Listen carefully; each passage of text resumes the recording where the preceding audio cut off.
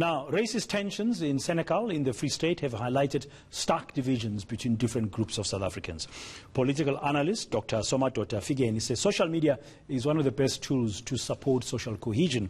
He is, of course, the project leader of the Indulamiti SA Scenarios 2030. And this is a multi-stakeholder, research-driven initiative to promote nation building. He joins us now via Skype. Molo Mshagazi, thank you very much, Dr. Figeni, for your time. I saw a press release or a write-up, an opinion by you about how young people can be used or can use social media to promote social cohesion. Now, in your research as Indulamiti, you've picked up that young South Africans, especially black South Africans, young black South Africans, are very keen to promote social cohesion using social media. I think that's very important if you think about the future. Without any doubt, the problem is that we are often looking for the youth participation in the traditional conventional platforms such as meetings of municipal councils or ward committees or participation in the elections and so forth. The youth has found other means and other avenues for their participation. They have not actually withdrawn as such. And social media is probably the most powerful platform that they have identified for participation, even when sometimes we do think that social media is a vulgar platform and so forth.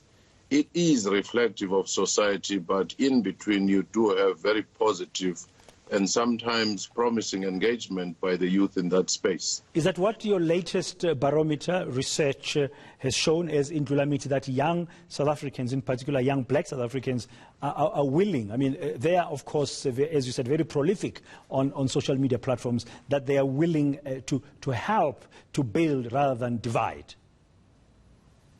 In fact, one of the most surprising of our latest barometer for 2020 aspect was the fact that youth is a lot more hopeful about the future, is a lot more hopeful about reconciliation, even though they face all the difficulties of today.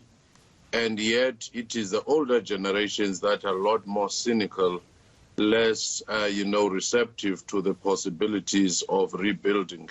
And that positive outlook can be built on, especially when the youth, which will be around in the future, which will be the main player in the future and has a greater stake, is participating.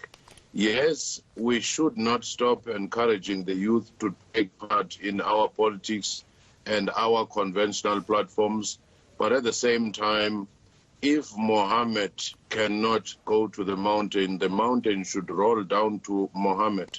We should learn to bring those programs to the spaces where the youth is.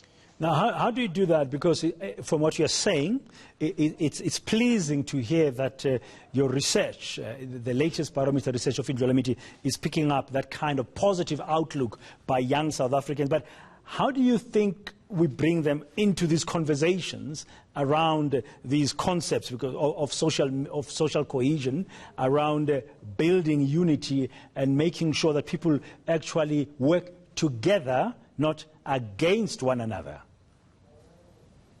The first thing is to have a meaningful, mutually respectful, intergenerational, difficult conversation wherein we share our experiences and understand that as a generation they have a mission and they have a different context from ours.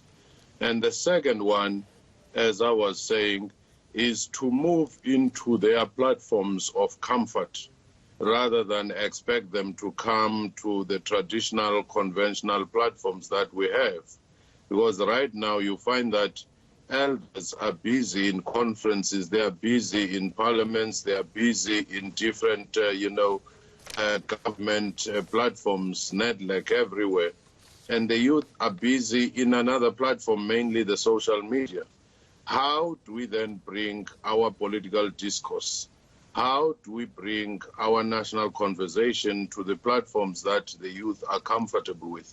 Even a reading of books and literature that we have. Very often we think the youth should go to some basement archive and read some thick book, or go to exclusive books or CNA or anywhere else and buy a printed book?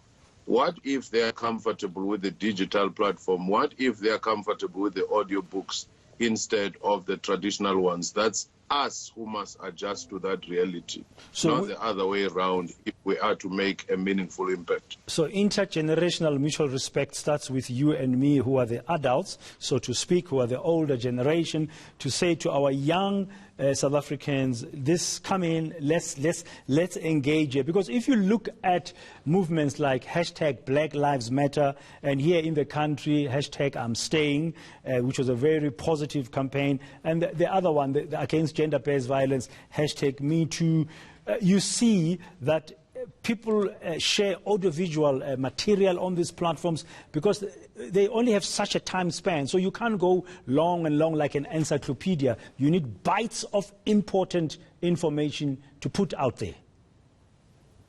Without any doubt, and that's the message that churches, government, education institutions should begin to understand, that in this volatile, uncertain, complex and ambiguous world, and where you want to have the youth involvement, it is very important to look at the multimedia platforms which are more accessible and more impactful for the youth, rather than trying to force the youth to live the way we were living. And also understand that in this period of information overload and saturation, your message should be crisp, highly impactful, with small captions, and video and sounds seem to be the way to go. So at the national level, very briefly, we need to you need to use social media, from what you found in your research in Ndlulamiti, to create greater levels of a conversation involving young people across generations, to say, let's use this platform for social good. Certainly, there is something that comes out of a crisis like COVID-19. Even the elders have been forced kicking and screaming to get into the social media and the virtual spaces.